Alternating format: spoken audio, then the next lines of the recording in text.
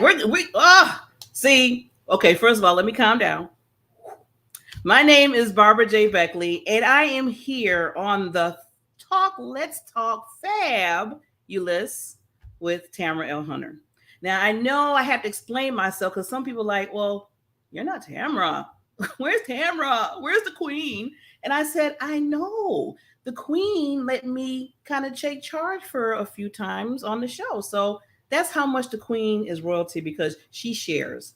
She shares. And I'm just so humble to share her stage on Let's Talk Fab with Tamara. Now, today, every Sunday, we have a different topic.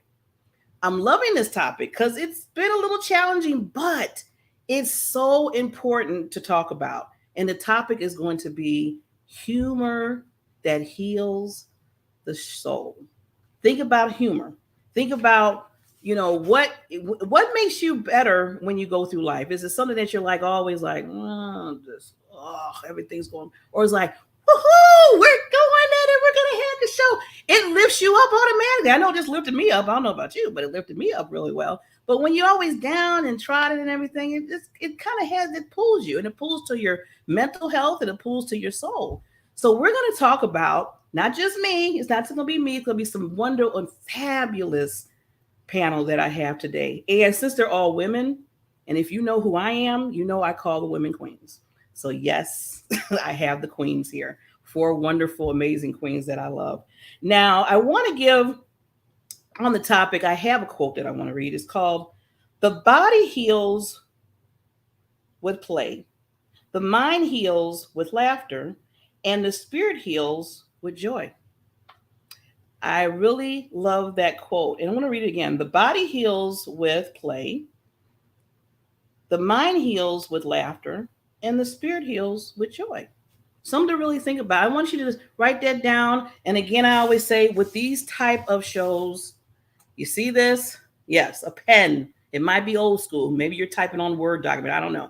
But right now we got a pen and I have my old school. Yes, I have the old school composition book. I'm sorry. This is what I use. I'm old school and I write notes. So I'm showing this because you need to get this out because we are about to really give you some information, these wonderful panels. So with that, let's get started.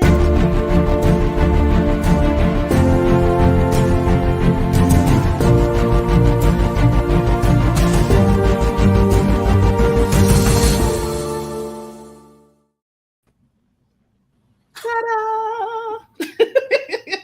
This is my wonderful panel. So before we get, hello everybody. No, we already started. I'm sorry.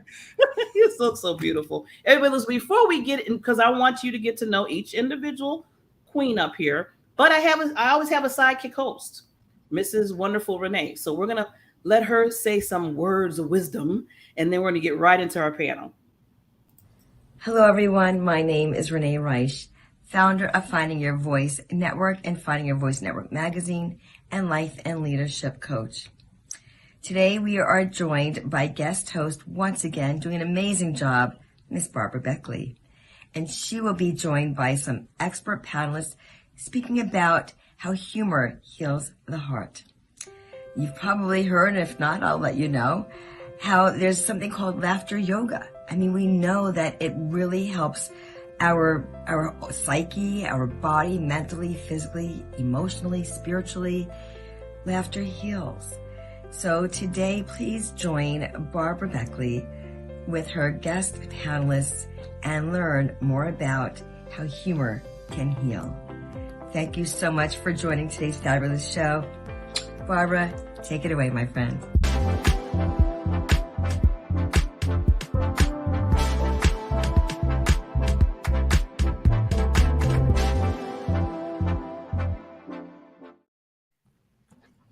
I just love Renee. Mwah. Kisses right back, lady. Kisses right back. All kisses to the panel and everything. So with that, we're going to go right into meeting our panelists. I'm excited because each and every one I know for a long period of time. But even the ones I know short, I feel like I've been knowing them for a while. And I reached out and I said, please, I'm going to be honest. Can you please come on the show? Because I love you guys and I want you to be on. And they were just like, Barbara, yeah, let me check my schedule. And they're here. So I want them to introduce themselves. And then we're going to get into some question. We're going to talk about humor, how it heals the soul. That's what it's all about. So I'm giving you time to get a pen and a piece of paper. That's what I'm doing too. So let's start with Mrs. Donna. How did I know you were going to start with me, Barbara? I am Donna Sparaco Meador, and I like to say I have earned my doctorate in dating.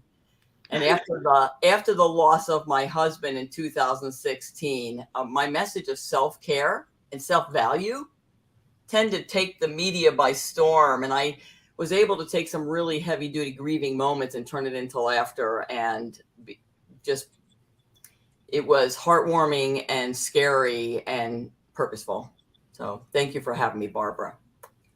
Oh, thank you, lady. Thank you so much. And now we're going to have Miss Erica. Hi, thank you, Barbara. I'm so excited to be here. I am a certified coach. I am a curiosity coach because I coach through a framework of transformational curiosity that I created. I also host a podcast called Defining You. And one thing that I haven't talked a lot about is that when I developed my framework, actually, I realized how much laughter played a foundational role. So I'm excited. Yes, yes, yes. Yes, yes, yes. And next, Miss Valerie. Thank you, Barbara. Thanks for inviting me. I help women find their voice and learn to speak up and ask for what they want. And I do it through storytelling. I'm a speaking coach, and also through improv, because improv is the one tool that has a lot of different components of skill set to help you become more of who you are. Thank you, Barbara. Yes, and I know she's going to be talking a little bit more of that when we get to these questions. And the Miss Fabulous, Mrs. Tiffany. Hello, everyone. My name is Tiffany Vakilian. I am a bestseller. I am an editor of bestsellers. I'm an award-winning speaker, and I am on fire to help you tell your story, to tell it well. So whatever you need, we go into the room, we talk about it, and you either write it or you live it. Either way, I'm here to help you speak that fire, which is why I started Speak Fire Publishing. We're going to get some fire going today. Wow. Bing, bing, bing, the spark. I know I should have wore yellow.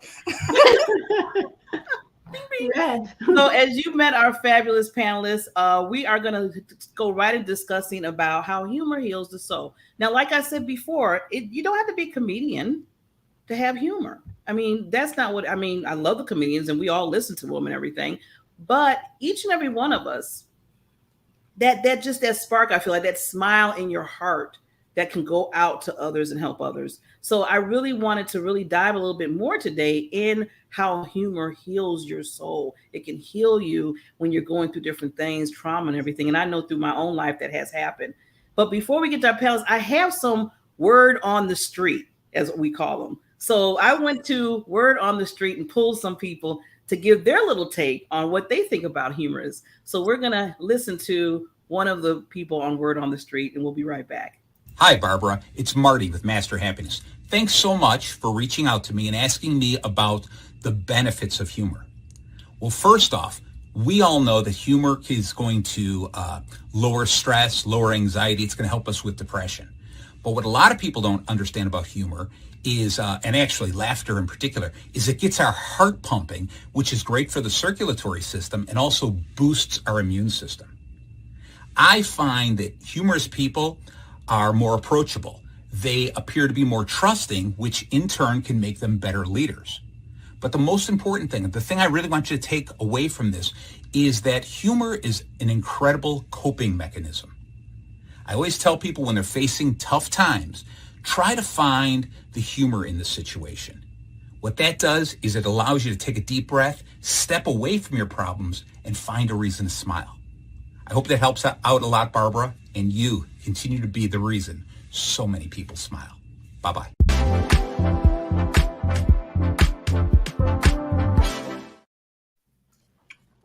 Mr. Marty. So see, we got some people word on the street out there coming in. Come on. We have a few more throughout the show, but we wanted to kind of hear some takes on, the outside, outside the panelists to see what they think about it. So now we're going to get into, I want to talk about, since we're talking about humor, how does it contribute to the healing of a human soul? How does it really contribute to that? Marty mentioned some things about, get your heart going and stuff, and then you go through certain things, and that humor kind of helps kind of get just kind of detain it for a little bit. But I want to learn for the words of our panelists. What do they think? So I'm not going to start with Donna this time. So Donna, I'm giving you a reprieve. In fact, I'm going to start with the Mrs. Fireball here, Tiffany. All right, then. Well, there's a bunch of chemical stuff going on. I don't know all the words because I didn't go all the way into a medical degree. Give me a minute. But there's dopamine, and there's connecting, good feel, euphoria, these kinds of things. On the metaphysical front, I quote the Bible a lot, and I find it to be quite humorous in certain situations, if you can believe it. But one of the Bible verses that I love to literally live by is laughter does good like a medicine. And so for me, once I heard that, I began thinking to myself, as my body communicates cellularly, a giggle is a good thing. A giggle is a good thing. I mean, you talk about people saying that a sneeze has the same good effects as an orgasm. Laughter is better than Botox, although it has the reverse effect.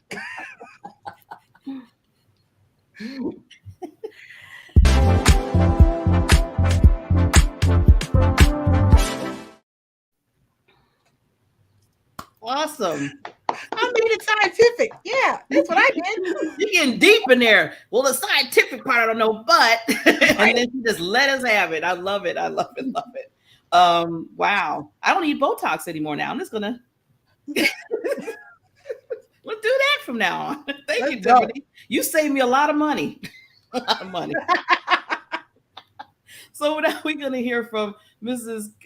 Which one I want to pick? Oh, Erica. I love that people are talking about brain science. It's a healthy obsession of mine, I like to say. But yeah, they're totally right. And it does spark different chemicals. And there's a lot of scientific research now. So you can Google that and look up all the science research on laughter. But an organization that I recently worked with did something for the whole organization one day. They had something called laughter yoga. So I don't know if you've heard of it, but laughter yoga was created by a doctor in India. And what it is, and it's all over, it's definitely in the United States. So look up laughter yoga. But the whole goal of it is to teach yourself how to elicit laughter. Because even if there wasn't something funny, if you can get yourself to laugh, it sends your brain the same signals and it has the same chemical and physical reactions. So I am going to be on the lookout for a laughter yoga class to take.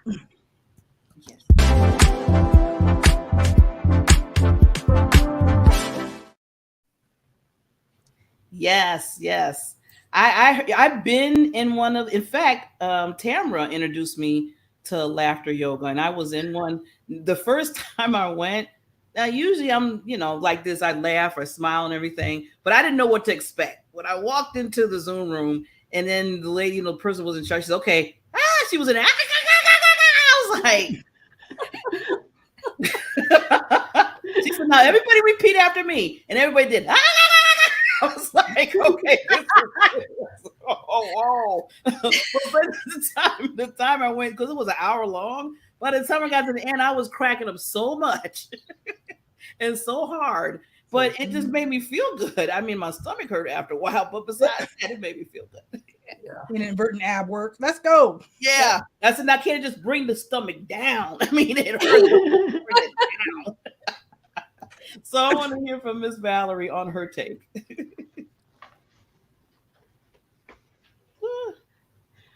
Yes, I've been studying neuroscience. I'm a NLP master practitioner. And so I've been studying that.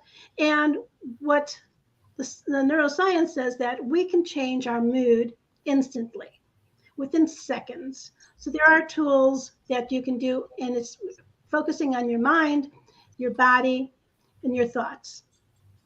And when you're in a bad mood, something happens, think of something positive, something that in your past life that you were excitedly happy about, something to change your mood.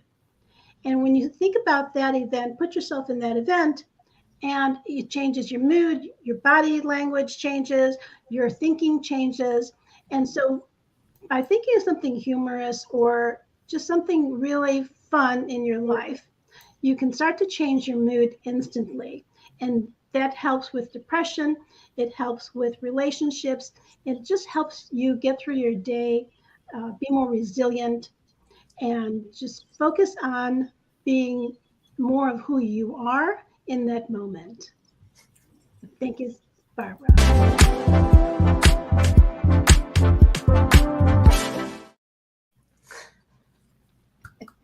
Everybody's so fabulous. Thank you. Thank you, Valerie. You know, it when you really dig deep, you know, I didn't really understand. I mean, you know, it's like a natural thing sometimes when you laugh and smile, but when you really dig deep, like you ladies are doing right now, and I did some research too, I didn't know how it could really, in some places I found they said it could really add to your life span to a certain point, because you are, you know, you're bringing your cells and everything is happy. You know, you're bringing yourself to another level. Is when you get depressed and everything and put things down, it kind of, you know, takes away from you. So I was like, wow. I said, so shoot, if I want to live to be 100, I'm gonna be laughing all the way. Laughing all the way. So Donna, we want to hear your take, Mrs. Fabulous.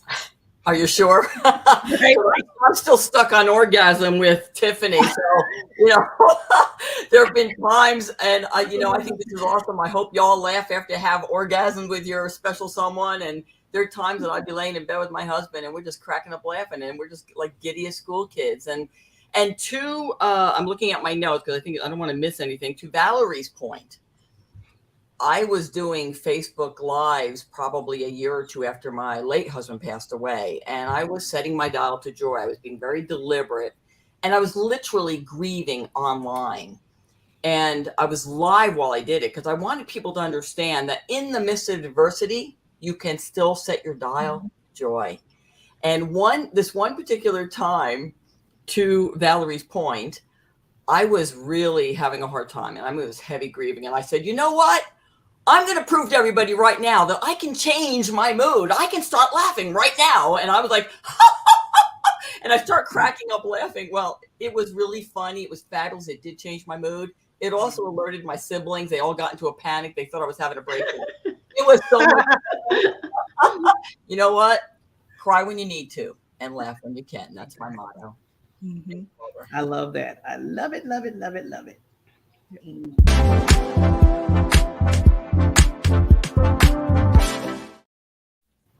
We got to make sure everybody's equal here and get the fabulous going. So just for me, you know, I want to contribute is because, like I said earlier, I used humor when I was younger. Now it goes one way to the other. When I was younger, I used humor because I was having problems with bullying and everything in school. So that's a whole nother subject, whole nother story. But I found out what's going to make me unique, what's going to make me kind of not think about all these people telling me something that I wasn't. And I just started being humorous. And I didn't even know that was part of what I do, my personality. So some people just have an automatic personality of just making people smile, just coming out, just saying certain things, and don't even realize the humor is there, that you're helping others to express themselves. Because like Valerie said earlier, you know, and I want to ask her to talk about that a little bit more, of when you go to certain places, and I forgot what it's called, Valerie, but I know you teach it sometimes for improv. I feel like everybody should take an improv. Everyone. It really helps you get out of your box, and believe me, by the time you get out, if you're not laughing or doing something or being happy, you didn't take the right improv class, because it really helps, really helps. So before we move forward, we got to go back to the streets and hear another person talk about humor heals the soul. So let's see what this particular individual has to say about it. Hi, Barry Mixon, Gem Hunter Stories. I think one of the greatest things that you can do and have in your mental tool chest is the ability to laugh. With everything going on, all of us know that the world is going crazy in so many different ways. Climate change, 117 degrees temperatures, politics, violence, all kinds of things. If you're not laughing, that's where the problem is. I think, in fact, people should ask, instead of asking, hey, how you doing? I think people should ask, when's the last time you had a really good laugh? 30 years ago, I was homeless. And the thing that kept me sane was just being able to laugh at other things, laugh at my situation, laugh at myself. I used to ask God all the time, like, really? You think I needed to go through this? So in my humble opinion, being able to laugh and to find a place to laugh in wherever you are in your life is the best thing that you could do for yourself and for others.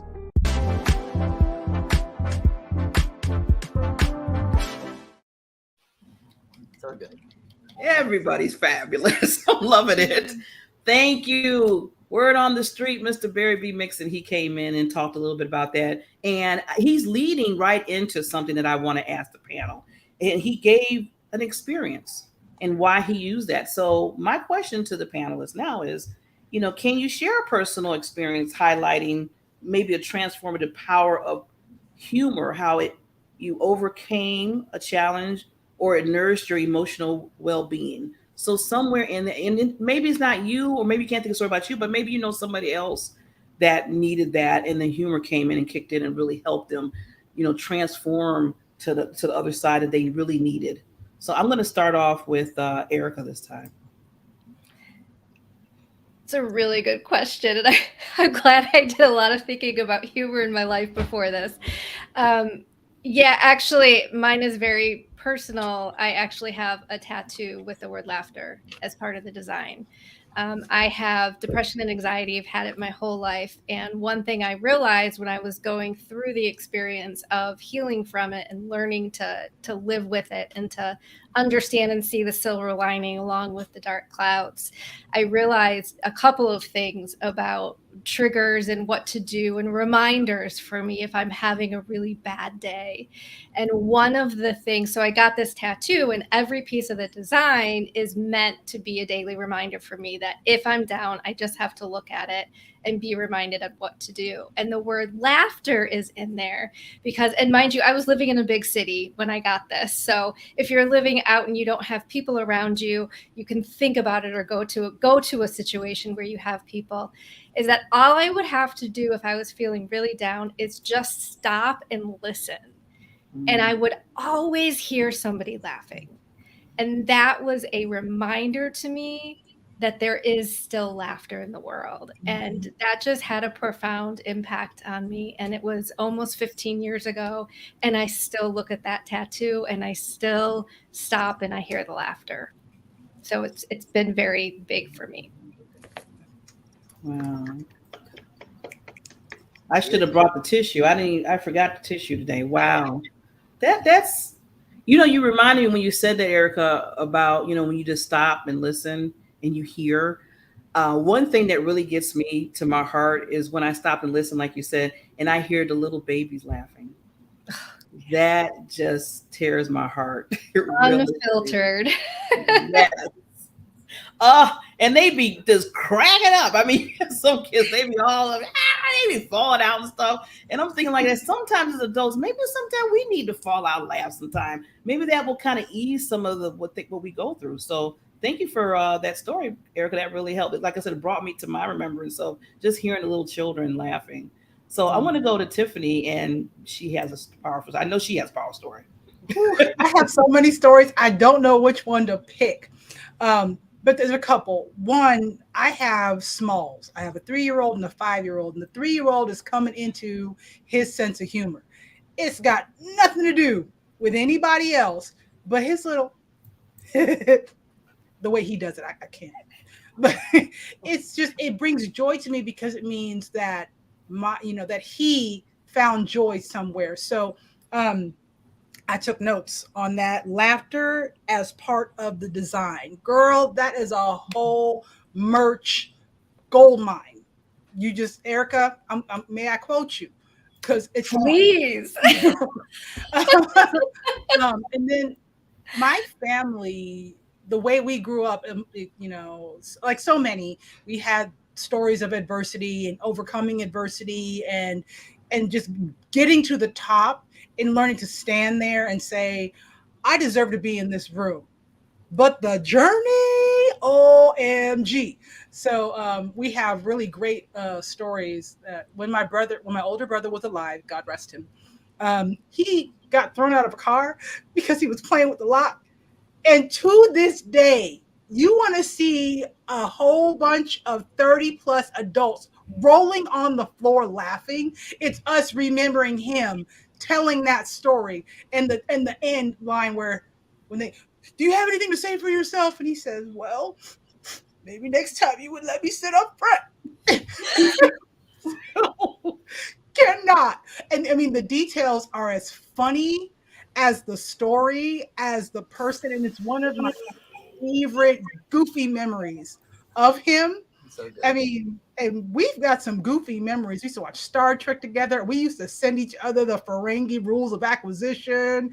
You know, we nerded out and we loved upon each other in our specific ways, but laughing all the time and just the ridiculous stuff. Even now, when my younger brothers and I get together for any reason, it normally starts with, remember when you insert ridiculousness, and we are falling out laughing every single time.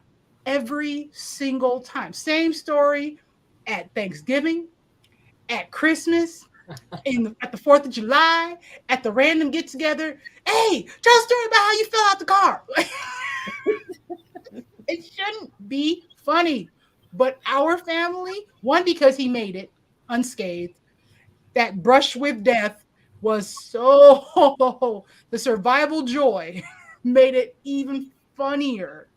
And unfortunately, so many of us have had brushes with very close brushes, very intimate brushes with death. But because I was raised with the bounce, that's what I call it. It's that point where you realize I'm not gone. I'm not dead.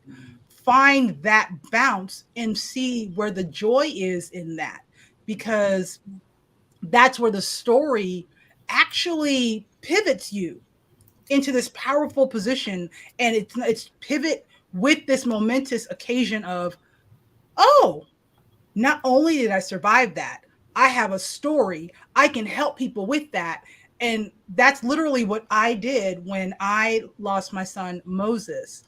I wrote a poem about it called The Funny Thing About Joy, because it just, I didn't realize when the bounce had taken place. All I was doing was just, like Donna said, I refuse to stay here. You're not going to keep me bound here. And I chose the bounce. And yeah, but laughter as part of the design, girl. Let me tell you how, if I was going to get a tattoo, that might be like right here, like laughter is part of my design. Like something like that is like something, I don't know. I think you.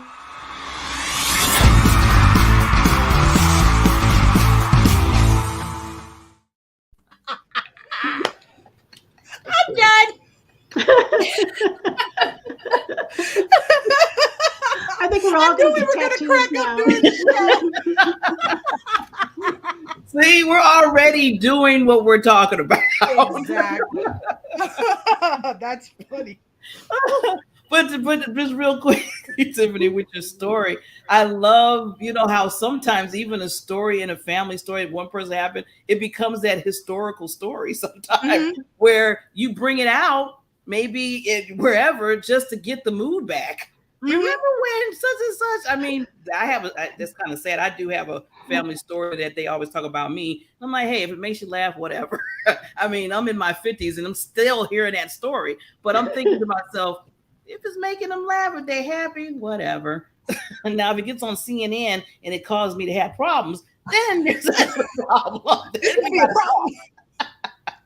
But yeah, I love how you brought up the story with your brother, because that, like you said, those type of things, you never know where a person's at. See, I always tell people, you never know where a person's at. And when you say things, whatever, and if that smile, that laugh comes out, that takes them away from maybe whatever they were dealing with. That was Yes. really rough. Yes. That was really rough. So let's get to Miss Donna. I'm still laughing. Okay. 3 things I want to share with you. Back in the 80s, I had chronic fatigue syndrome. And maybe somebody hearing this today will actually give them a moment of ponder. I was walking around like a mope. I didn't feel good. I was always tired. I was gripey. And somebody said to me, somebody I valued, a mentor of mine, said, "Why don't you think you can be happy even though you don't feel well?" Yeah, that was a thought-provoking moment. And I realized it was okay to be sick and I could still be happy. That's number 1. 2, I remember the moment, my first laugh after Pietro passed away. It was a belly laugh. I was rolling on the floor laughing so hard. I was on the phone with my girlfriend. And then I remembered, and it was like a kick in the gut. You know how you sort of forget yourself when you're laughing? So you forget where you're at, you're having this great time, and then you go, wait a minute, am I allowed to be laughing? My husband just died. So that was an interesting thing. And I brought all of that around to actually create a system to set your dial to joy. So look what we do, ladies. We take the adversity and we bring it to a place where people it becomes tangible. Because Exactly. you get from despair to joy in a jump, but you can work. Not with the visual. You like the visual? Anyway, there you go. Back to you, Barb. Oh, wait a minute. Wait. I got to do another for this one. Do it.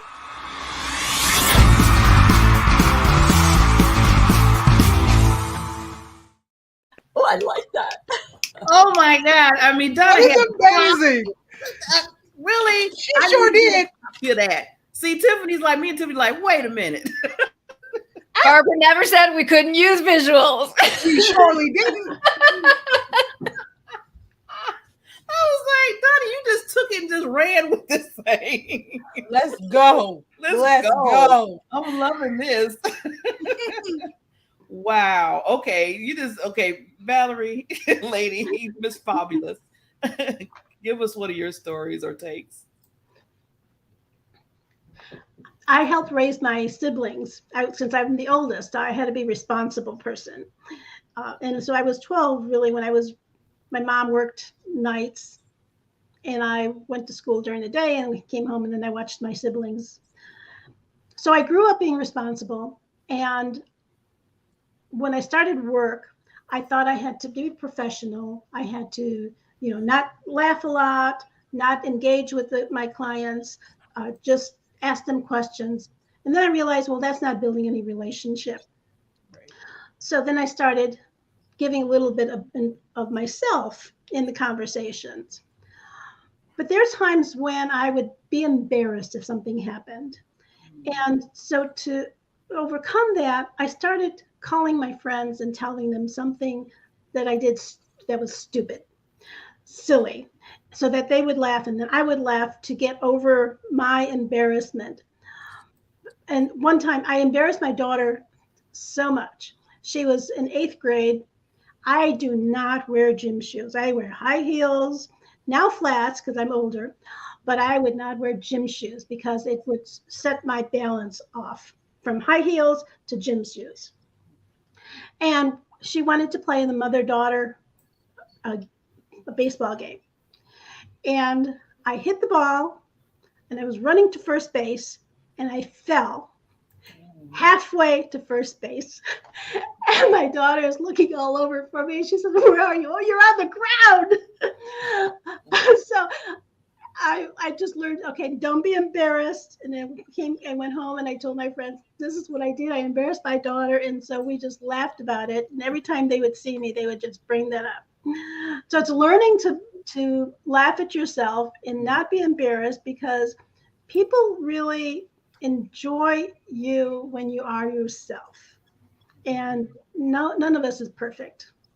So just laugh at whatever incident it is that you think you're going to be embarrassed about, and people will love it even more. Yes. Loving the love. Thanks, it's funny because because I always, when people tell me stories, like, oh, you told your stories, I have like a picture, like a little record, like a video in my head, and I can just see you running to first base and all. I'm like, oh no. Now you might be hurt and whatever, and everybody's like, ah. I'm like, can you at least check to see if I'm okay before I did that to somebody. I said, can we at least see? And then one time, my cousin, same thing, Valerie, same thing, playing baseball, fell down. Everybody's, and then I said, well, wait a minute, is she okay? She gets up, she's like, I'm good. And then they said, oh, she's good. I said, yeah, she's good. Ah! Well, they made sure they did a check. Yeah, to make sure she wasn't, whatever. Yeah. And I was like, wow, people will do anything. And that just showed me right there. People do anything. Permission to laugh, right? I was like, really? I said, okay, now that we don't have to get paramedics here, we're good. We're good. But thank you for sharing your story. Erica, did I get you? I just want to make sure I got everybody. Yep, you started with me. We're good. I started with you. Yeah, I don't want to leave. I mean, I can always talk more, Barbara, but. Well, we're all speakers too. We're wonderful speakers.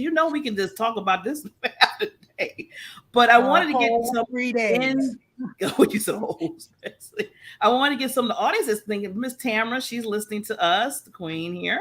Learning to laugh at ourselves and find the humor in the situation is living a higher frequency life. Yes. I love it, love it, love it, love it. Yeah, because when you think about it, what makes you feel more high? Laughing or...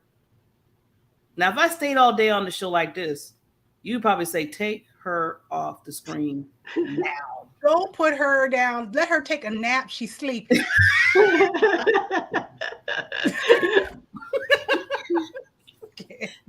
What is wrong with her?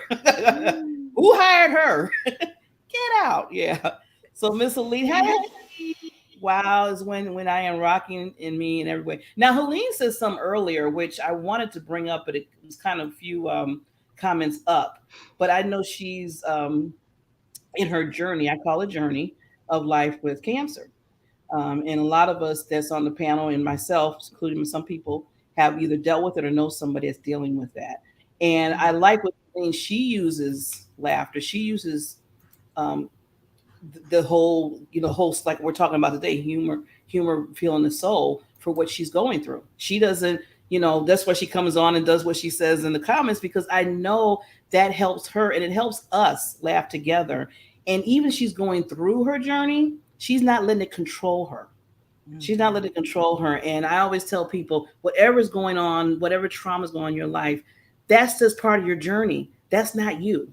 And I love what she does. So I want to give her some love real quickly, Helene, for doing that. Not just for herself going through her journey, but everybody else that might be going. It might not be cancer, but depression, mental health. There's a lot of stuff going on in people's lives. Yeah. I'm glad that people are showing up and saying, you know what? I'm going to go the opposite direction and keep it moving and live life right now in the present, right?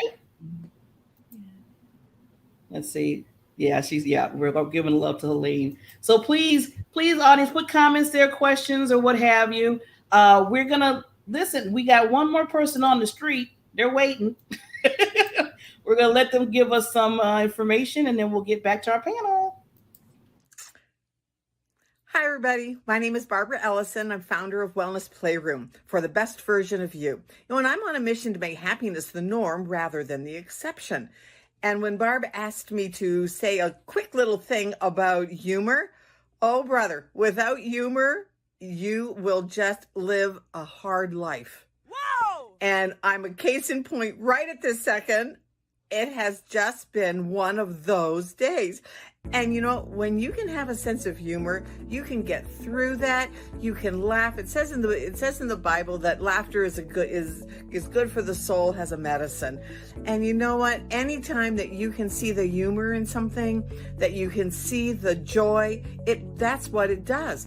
It will bring you joy, And you will know beyond any doubt that you are able to get through whatever it is, that hard time that you're going through right now. And I just encourage you to find something funny.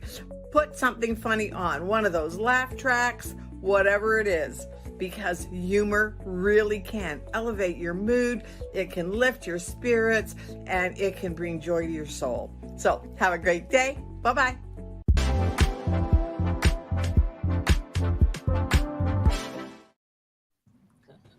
Yes, I love what Barbara said. Thank you, lady on the street. And by the way, I know all three of the people that were on the street, but thank you. I'm glad how she mentioned about, you know, it can heal your soul just by laughing. And it says that in the Bible. I know everybody has different faith base, but basically that brings just the joy alone. Whatever's going on, just you having that smile on your face. And what I like just to add to it is I can be able, if I can make somebody else put a smile on their face, that brings me joy. That truly brings me joy. If I see somebody smiling or somebody said or somebody else said, I'm like, yes, I did it. Let me put the little check mark. I did that for the day. So I'm loving, loving, loving. And where we're getting closer to time, I want to go around the panel and ask a question, because one thing, you know, we just had a situation with Valerie and my situation too, where people get hurt and all of a sudden people start laughing quickly, but they didn't check on the person. So diving in just a little into that, and we want to make that short for each panelist, are there any cautionary considerations or potential limitations when using humor as a means of healing and soul nurturing? So just a little take on that, because, you know, sometimes you might go overboard and humor might hurt instead of helping. So just want to just get your take on that. So I'm going to start with Erica. Yeah.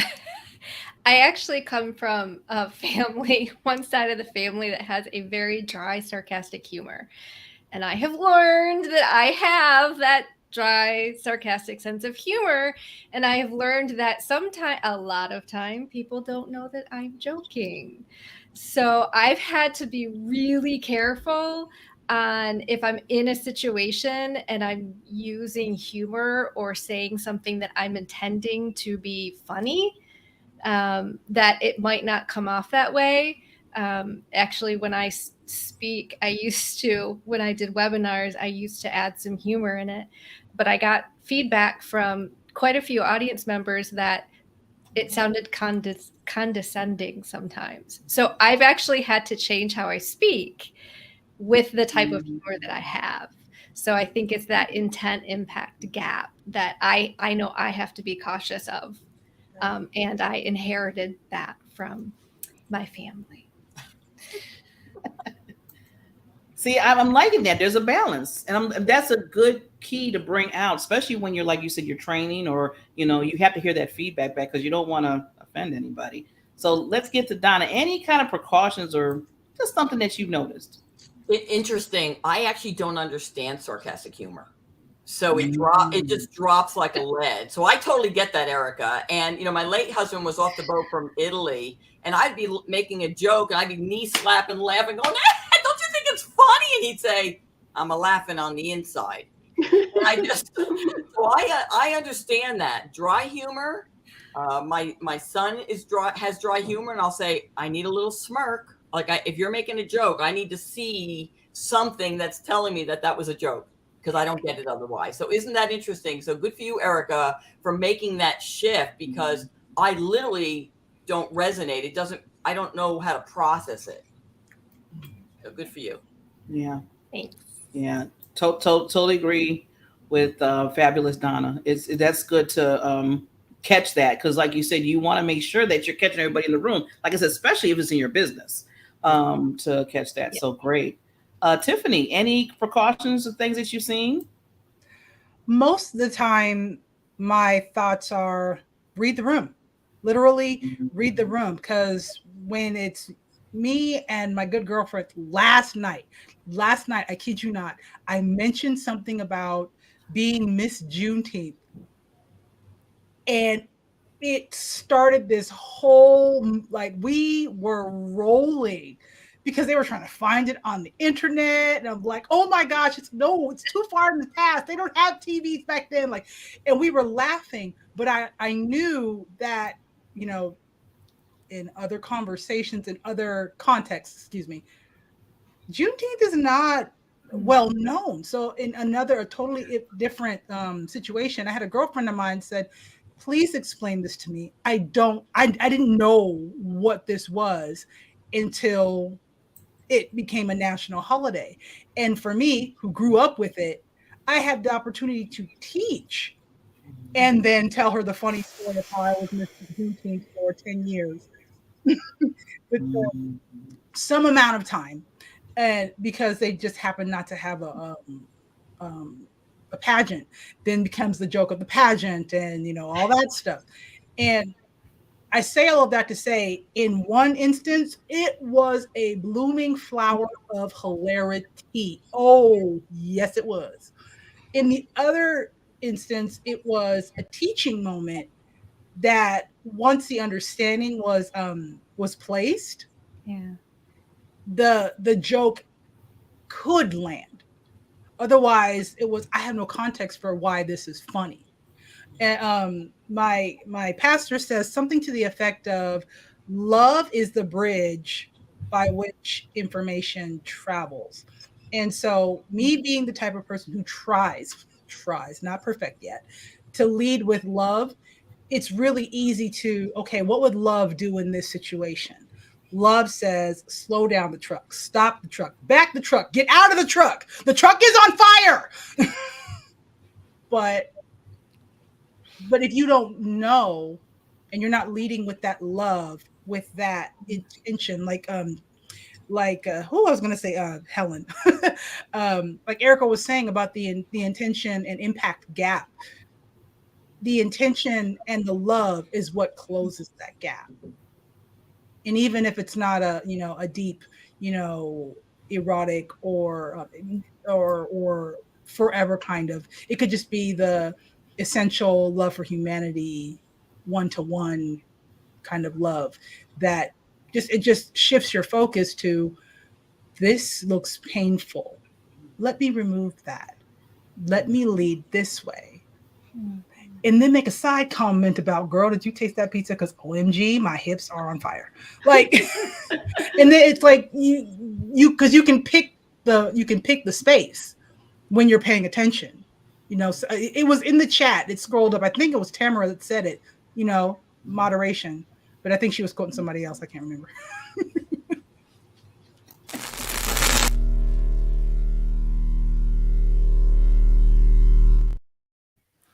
I can't with these.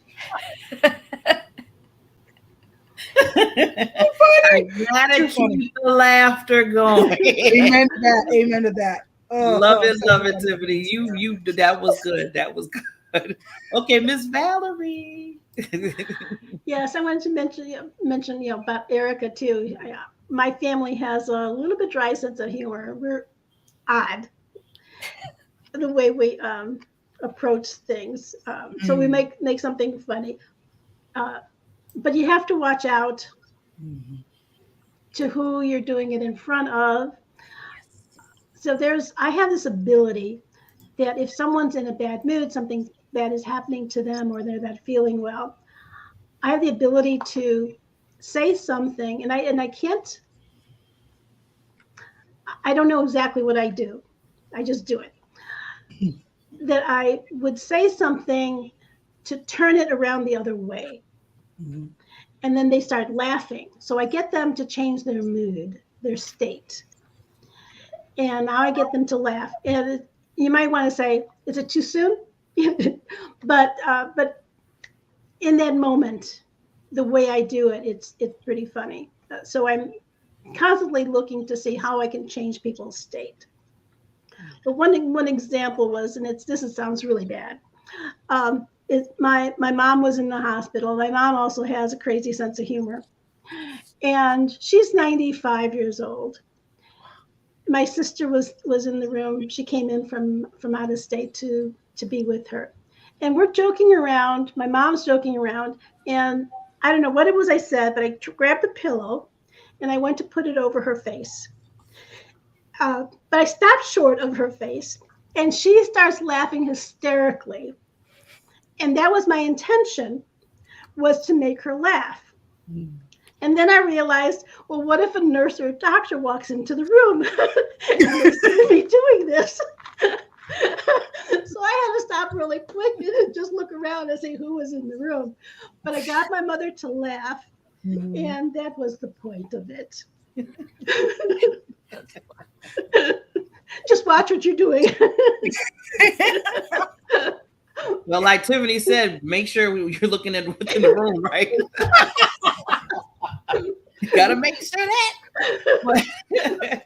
Okay, ladies. So I have a game. Yes, I have a game. I created this game. 30-second game.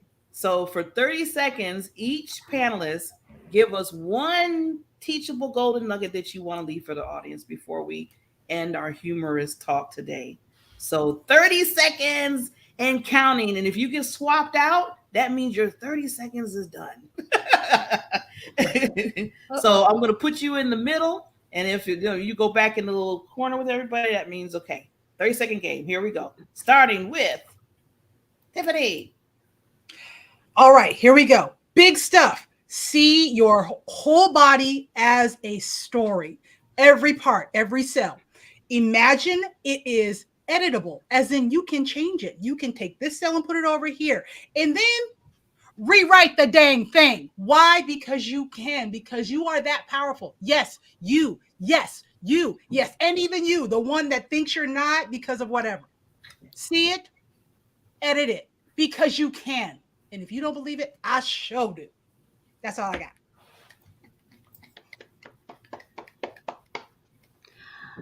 My point is to always play. The poem that you said earlier, the body heals with play. Yes. So always think of play in your work, in your life, at home. In teaching improv, I have people coming in, adults, all different ages coming in. And when they see me bring out the colored pencils, the big paper to write on, they are going mad for that, because we as adults don't play. We learn by playing. And so you want to make sure that you include play in your life, because that's how we develop, that's how we stay healthy. And then that's how our mind stays fresh, to be more resilient, to build better relationships, to be more collaborative with everyone we work with. But it's keeping that thought of play and how important that is in your life. And then also the other tip is yes and everything. Don't know but everything, because a yes and brings in all of this other information, that possibilities can happen with whoever you're working with and playing with. All right, so I'm going to actually tell you a little story, because I love Valerie's play. My father passed away 17 years ago of cancer, but when he was in the hospital, in and out, he had the most amazing sense of humor, not a dry sense of humor. I got that from the other side. And one day I can't remember what kind of machine, but they were doing some imaging of his body. And he said that they had to pull him out, and they're like, do you have something in your pocket? Because it was showing up weird on the x-ray. He reaches in his pocket, he pulls out a foam red rubber nose and sticks it on his nose just to make the nurses laugh. So he just could do that. So I have a little, I think here my mom gave me and my sister a little plastic container that I have by my sink with a foam rubber nose in there as a reminder. So if you stop and listen for the laughter and you don't see it, get yourself a foam red nose and just stick it on your face and laugh. I love that. I have a red nose, but it's downstairs. I should have brought mine. Oh my gosh, that's super cool. A couple things. Obviously, through the journey of dating later in life, when I was 42, and then my husband passing away, and then getting remarried again when I was 60. How amazing. What a journey. And I like to make sure people understand that life is for us now. There's nobody that says we can only have one final, one love of our life, right? Yeah. So what I've learned, my greatest gift from my late husband, is allow people to love you the way they know how. That was a huge lesson that I learned from my late husband. And it all comes together in my dating book, which, all right, here, mic drop. I have a book. I have a book, but there's so many funny different scenarios I went through while I was dating. Now, when I say allow people to love you the way they know how, I'm not talking about all the boyfriends you're dating. Okay, I'm talking about people who are there to support you, who are there to see you rise, who are there to lift you up when you go through a loss. That's what I'm talking about.